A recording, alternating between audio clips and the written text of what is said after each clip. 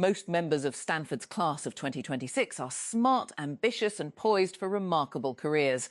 Theo Baker already has one. In his first semester of college, Baker broke the story that forced Stanford President Mark Tessier-Lavigne to resign, work that earned him a George Polk Award, one of journalism's highest honours. Warner Brothers and producer Amy Pascal have optioned the rights to that story. And Tuesday, with graduation less than a month away, Baker publishes How to Rule the World, a sweeping account of his time at Stanford and the school's often insidious relationship with the venture capital industry. Judging by early interest, it has every chance of becoming a bestseller. We've been anticipating this one. We shared some related thoughts about it just a few weeks ago. We talked with Baker last Friday. This interview has been edited for length and clarity. Federal Information Minister Atal Tarar on Monday rejected reports claiming that the government was considering increasing the minimum voting age from 18 to 25. Responding to a question, Tarar said no such proposal was under consideration and dismissed the reports as rumours. The discussion surfaced after advisor to the Prime Minister on political and public affairs Rana Sanaullah recently stated that a proposal to raise the voting age was being discussed in connection with the proposed 28th constitutional amendment.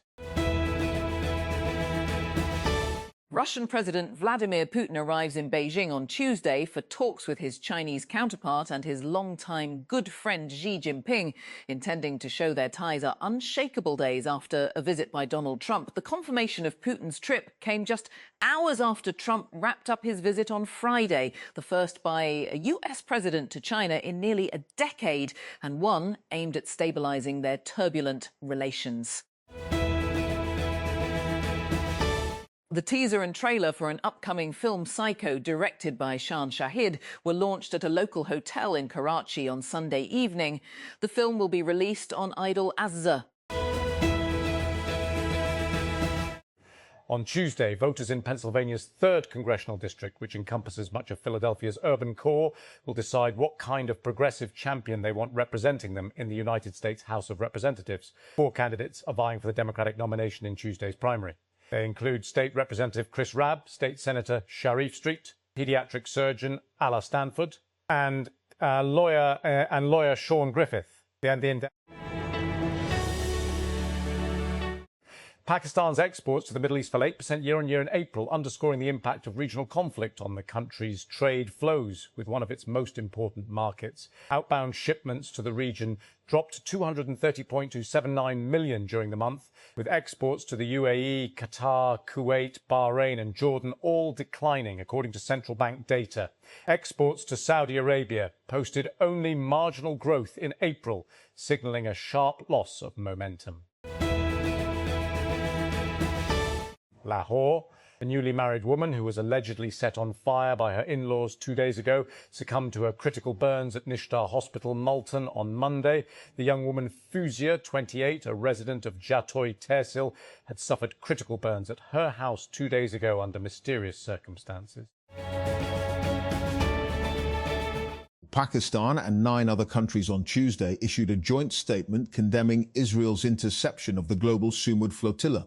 The joint statement by the foreign ministers of Pakistan, Turkey, Bangladesh, Brazil, Colombia, Indonesia, Jordan, Libya, Maldives and Spain was shared by the Foreign Office on the social media platform X. Less than a week after Xi Jinping rolled out the red carpet for US President Donald Trump, the Chinese leader is hosting another guest of honour, and this time it's a close ally. Russian President Vladimir Putin is set to arrive in the Chinese capital Tuesday for a state visit clearly calibrated to show Beijing and Moscow's alignment in the face of global geopolitical upheaval. Russian President Vladimir Putin has hailed Moscow and Beijing's deepening ties as a stabilizing force on the world stage ahead of talks with Chinese leader Xi Jinping. In an address ahead of a 2-day visit to China that begins on Tuesday, Putin said, "Moscow and Beijing do not wish to align against any other country, but work together for peace and universal prosperity." Some constitutions die by coup. Others are buried quietly Clause by clause, beneath the respectable cover of parliamentary arithmetic, Pakistan's constitution is, we are told, rigid. Article 239 demands that any amendment be passed by a two-thirds majority of the total membership of each House of Parliament. Where provincial boundaries are touched, the relevant assembly must agree by the same margin. This is supposed to be the great lock on the constitutional door, protection against temporary passions, executive overreach, and rulers who cannot resist rewriting the rules of the game.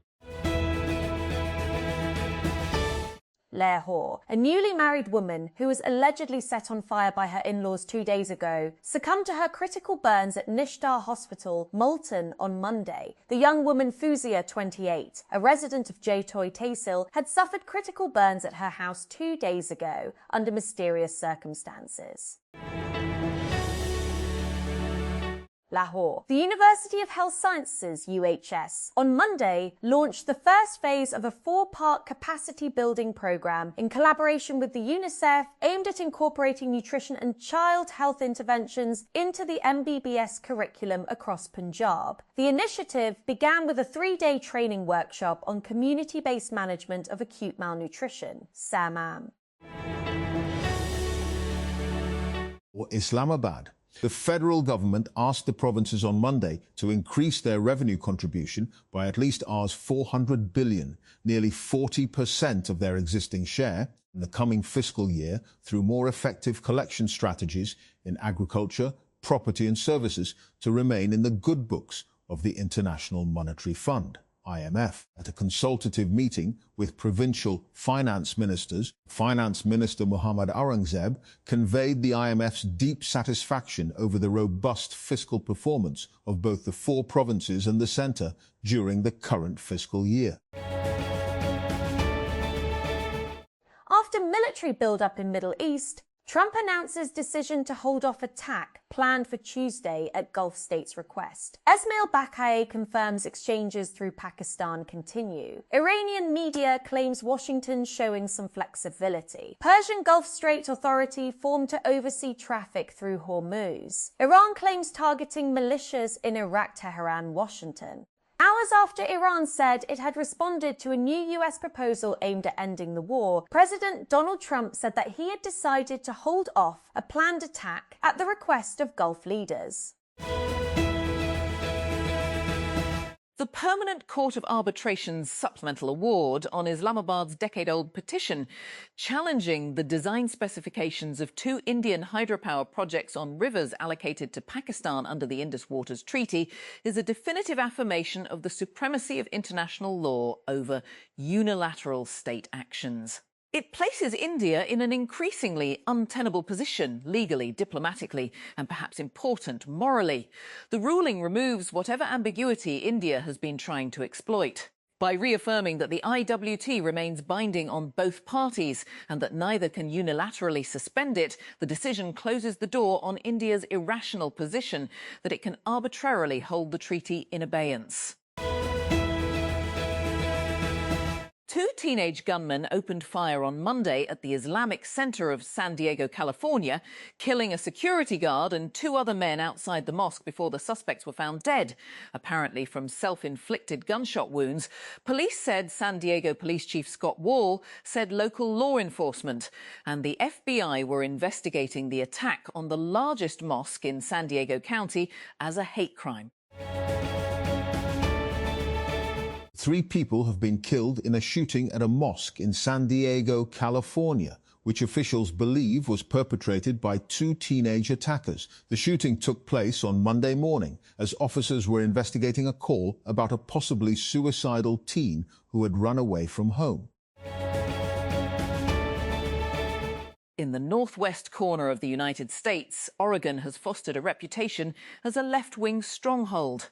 Since the 1980s, the Beaver state has consistently elected Democrats in most of its statewide races. But even in a comfortably blue state like Oregon, the fight to hold on to political power can be competitive. The United States has said it will not take part in a joint board for continental defence with Canada, depicting the country as failing to live up to its defence obligations. On Monday, US Undersecretary of Defence Elbridge Colby wrote on social media that his department would halt its involvement in the Permanent Joint Board on Defence to recess the forum's benefits. At a rally in a parking lot outside his campaign headquarters in Florence, Kentucky, on Saturday, Congressman Thomas Massie said that the Republican politicians who joined him had made a brave choice. "I'm sure they'll be punished for coming here today," he said. As dawn breaks, hundreds of men gather at a dusty square in Chagcharan, the capital of Ghor province in Afghanistan. They line the roadside, hoping someone will come along offering any work. It will determine whether their families eat that day.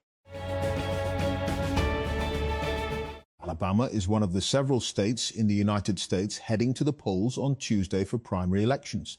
But this primary season has an unexpected hiccup for voters in the deep red southern state. Some may have to return to the ballot box in a few months. Neymar has made Brazil's World Cup squad, a selection many local analysts and former footballers deemed unlikely only days ago.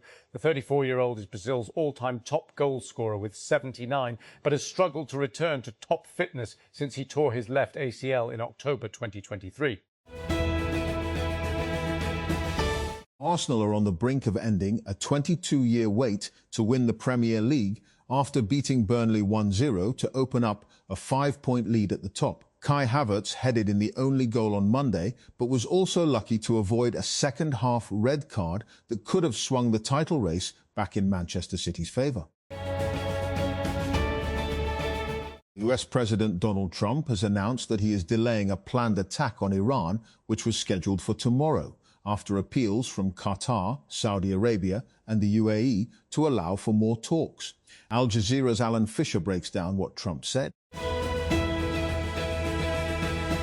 Bolivian security forces have clashed with followers of ex-President Evo Morales as they marched into the capital as part of a nationwide protest movement fueled by the nation's worst economic crisis in a generation. After a 6-day march through the Andes, thousands of maramites and slingshots converged on the capital dynamite sticks La Paz on Monday, where they were met by riot police.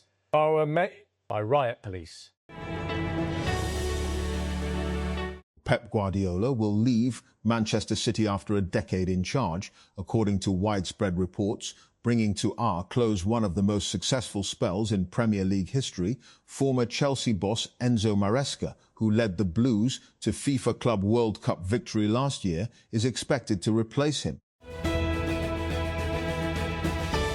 Drug discovery is one of the most expensive failures in modern industry. Finding a single viable molecule can take a decade and cost billions, and most candidates still don't make it. A generation of AI startups has promised to fix that. Most have made the problem less painful for researchers, who are already technically sophisticated enough to use the tools. But Sandbox AQ thinks the bottleneck isn't the models, it's the interface.